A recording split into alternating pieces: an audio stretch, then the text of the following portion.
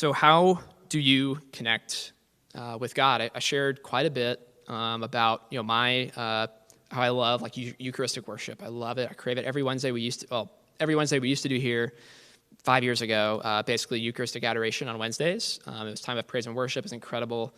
It was the highlight of my week, and it's just this really soul-bearing time where you could be literally right in front of Jesus Christ and say, like, Jesus, gosh, I've had this really awful week, and I just need to sit here. Or, hey, I need to go lay down on this pew by myself. Or, hey, I need to pray with this person. Like, Eucharistic worship was and still is just a huge part of how I love to connect with God. And so, some of you that are here are maybe not feeling the hottest, maybe not feeling the I don't feel super connected with God, and that's extremely, extremely normal.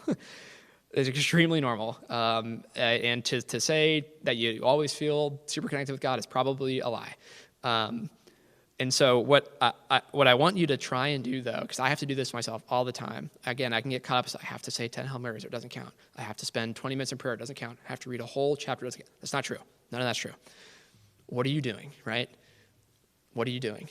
We're doing this for Jesus Christ. So what I encourage you guys to do, what is one way that you find yourself connecting with Christ?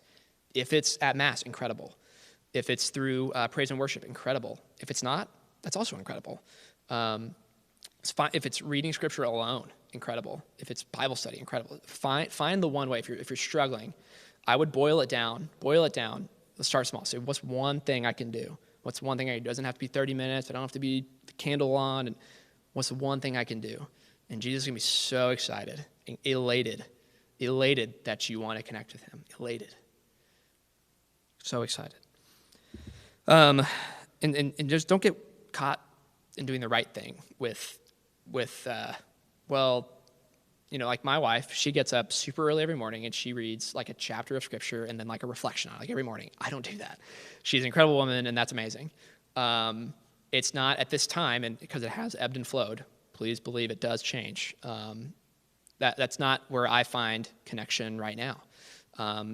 Where it's been lately is, every night committing to nightly prayer. And that's really kind of a special time I set aside to do that one thing. And so, you're going to look and you're going to see like, oh, someone's a better Catholic than me. Like, blah, that's not going to help you. That's a lie from the devil, okay?